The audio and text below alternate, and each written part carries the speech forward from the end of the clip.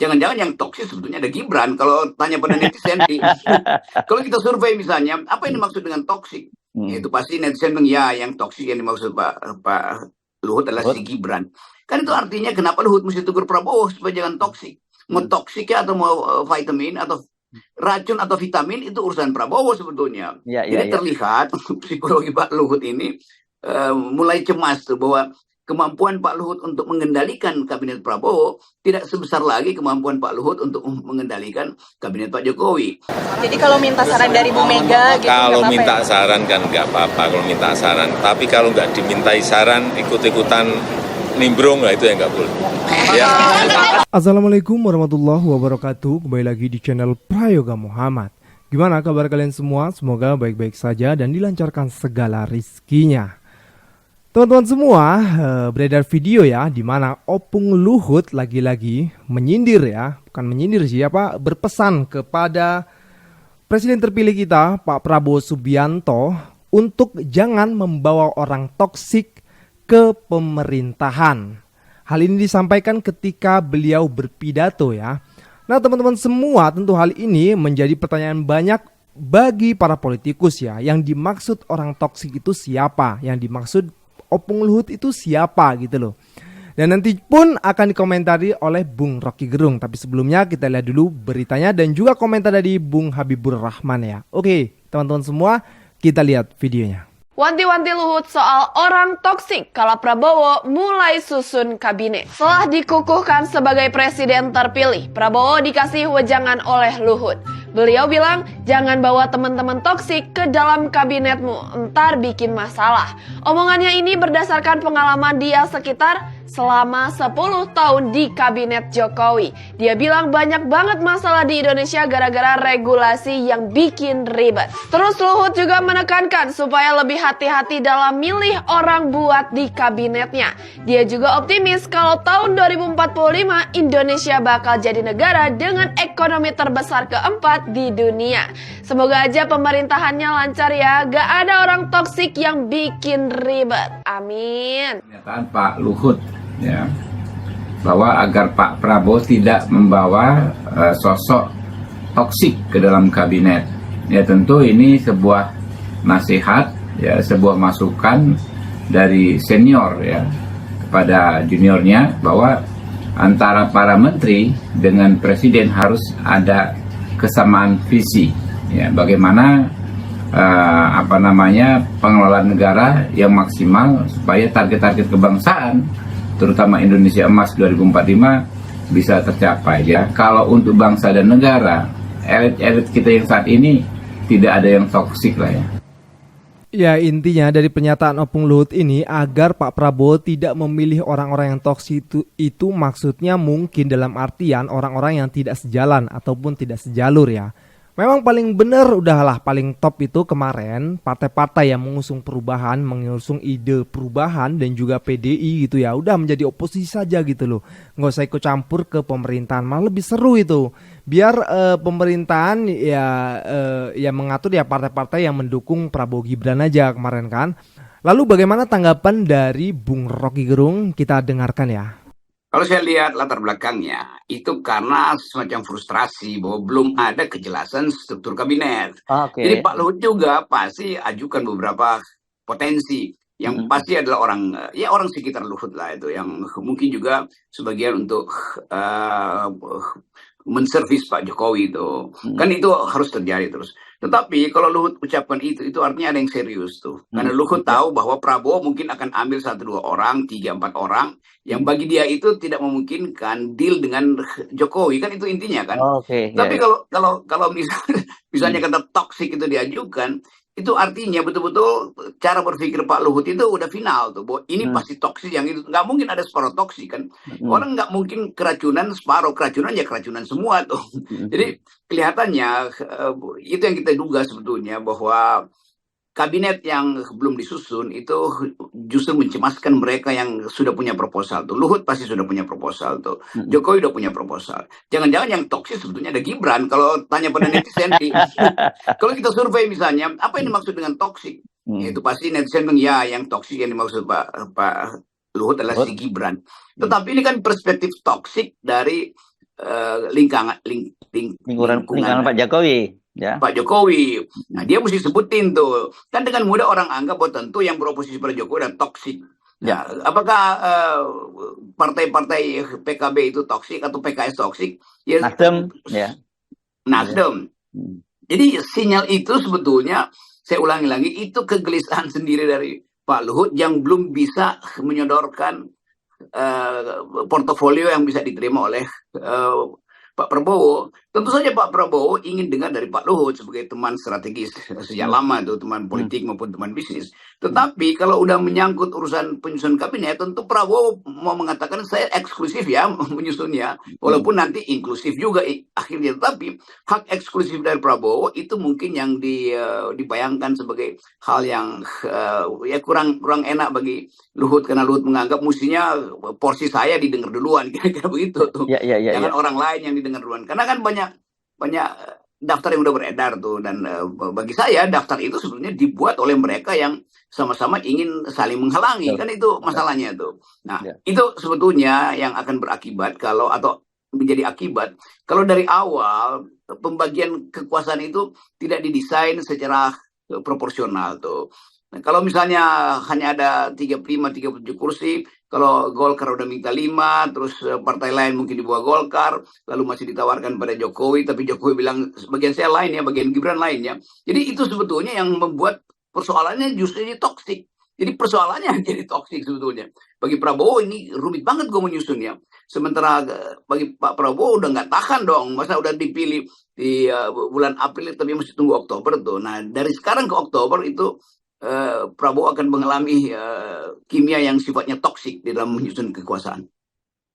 Saya kira memang kalau kita lihat, tentu bagi mereka yang tadinya sejak awal merasa mereka sudah bagian dari 02 bisa mengendalikan Prabowo gitu, sekarang mungkin ada semacam mulai ada kekhawatiran juga ya melihat perkembangan bahwa Pak Prabowo masih terus mencoba untuk memasukkan partai-partai lain, termasuk misalnya PKB, kemudian Nasdem yang sudah berhasil dimasukkan, dan juga katakanlah masih menunggu sinyal dari PDIP, karena saya kira itu dari sisi Pak Prabowo ini bagian dari keseimbangan begitu. Sementara bagi yang lain itu bukan keseimbangan, ini mengancam bukan eksistensi lah, jatah mereka yang harusnya cukup besar gitu. Kan sebetulnya secara matematik ya Gerindra itu cuma butuh menggandeng satu partai oposisi untuk mengamankan dia di DPR tuh kan. Entah itu Nasdem, entah itu PKB, entah itu apalagi PDIP kan. Tetapi tiga-tiganya tentu harus dipertimbangkan oleh Prabowo, jangan sampai justru mengurangi porsi Gerindra. Jadi dari segi strategi politik tentu Prabowo ingin Gerindra dapat dulu, baru dibagi pada partai-partai terutama yang berpotensi untuk mengganggu dia. Kan dalam pikirannya begitu, baru dikasih ke partai koalisi. Walaupun memang secara real koalisi dapat dulu. Tapi bagi Prabowo dia berhitung terbalik itu. Dia ingin supaya diamankan dulu di parlemen terutama, karena itu perlu satu partai atau maksimal 2 partai yang beroposisi, supaya nanti dia aman. Kalau dia udah aman, dia taruh berapapun di koalisi itu nggak ada problem lagi kan. Tetapi bagi DPP Gerindra atau aktivis-aktivis atau kader-kader Gerindra, tentu mereka ngotot bahwa kami dulu dong dibagi itu. Karena Gerindra itu banyak betul tokoh yang sebetulnya potensial untuk duduk di kabinet tuh. Jadi itulah yang kita sebut dari awal itu. Kerumitan itu udah datang dari awal. Kenapa? Karena Gibran pasti minta bagian tersendiri. Jokowi pasti minta bagian tersendiri. Lain kalau Pak Jokowi dengan legowo menyodorkan Gibran hanya untuk jadi wakil presiden, tidak perlu punya portofolio atau punya gerbong di kabinet. Demikian juga Jokowi, kan mesti Jokowi bilang, saya udah kirim Gibran sebagai wakil presiden, cukup. Saya tidak minta orang saya ditaruh di kabinet, itu terserah Pak Prabowo. Karena saya percaya Prabowo, siapapun yang dia taruh di situ, itu pasti dalam perspektif meneruskan kebijakan saya. Demikian juga Gibran tuh. Gibran cukup sebagai wakil presiden. Gibran nggak perlu kumpulkan teman-temannya untuk duduk di kabinet. Kan itu lebih lega kan bagi Prabowo. Tetapi itu sinyal itu nggak dapat, tidak diperoleh Prabowo, sehingga Prabowo mesti berpikir berkali-kali bagaimana membagi kue yang makin lama makin kecil. Ya. Nah ini menariknya media kemudian mengkait-kaitan dengan kehadiran dari PKB, karena pada Pilpres kemarin kan Caimin itu sempat semacam berpolemik dengan Pak Luhut berkaitan dengan hilirisasi begitu ya. Kritiknya cukup tajam pada waktu itu Caimin yang menyatakan bahwa yang hilirisasi itu dan sebagainya, dia tidak sepakat bahwa itu sebagai sebuah hal yang perlu dibangga-banggakan karena realitasnya di lapangan tidak seperti itu. Yang kedua, tetapi kalau kita baca pernyataan-pernyataan dari para politisi Gerindra, mereka ini memang sangat berharap ya kehadirannya PKB ini. Menariknya menurut saya mungkin satu faktor NU sendiri ya. Bagaimanapun kan PKB representasi NU dan itu penting buat Pak Prabowo. Dan kedua, saya kira PKB ketika dia masuk ke dalam kabinet pasti dia tidak akan terlalu seperti partai lain untuk terlalu banyak juga gitu. Itu yang paling moderat sebetulnya, atau lebih mudah untuk diajak kong kaling kong memang PKB sebetulnya. Kan nggak bisa kong kaling kong yang sama dibebankan, disyaratkan pada PKS misalnya, atau apalagi pada PDIP. Jadi tetap terlihat bahwa ada kebutuhan untuk menuntun kabinet ke depan itu supaya tidak terlalu banyak diganggu.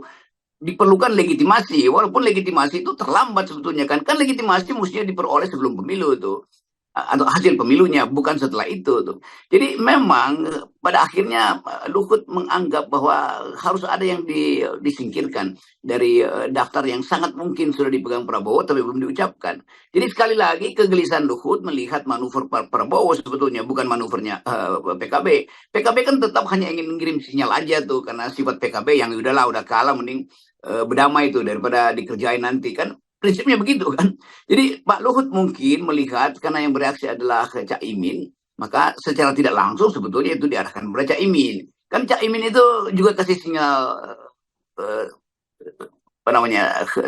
sinyal yang komentar yang bersebut sinyal, bahwa kenapa saya yang dituduh tuh. Apapun kita tahu bahwa ada perseteruan itu tuh, dan kemungkinan perseteruan itu mungkin sudah dikipas oleh pihak-pihak tertentu dan menganggap bahwa kalau PKB ada di dalam kabinet itu artinya NU akan memberi legitimasi pada Pak Prabowo. Sementara Pak Luhut juga punya faksi NU yang cukup kuat sebetulnya kan. Jadi ini pertandingan antar faksi aja yang berupaya untuk dapat portofolio lebih banyak di kabinet Pak Prabowo. Tapi sekali lagi, ini kalau istilah toksik itu dikeluarkan, itu sebetulnya beban buat Pak Prabowo kan. Kan itu artinya kenapa Luhut mesti tegur Prabowo supaya jangan toksik.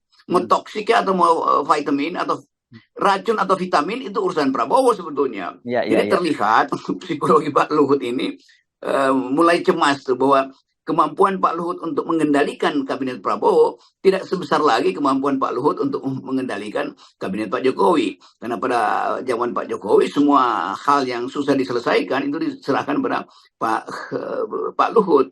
Sementara Pak Prabowo tentu tidak akan begitu, karena Gerindra sendiri kecukupan kader, apalagi kalau masuk 2-3 dari partai yang sifatnya oposisi atau PKB misalnya yang menguasai basis NU.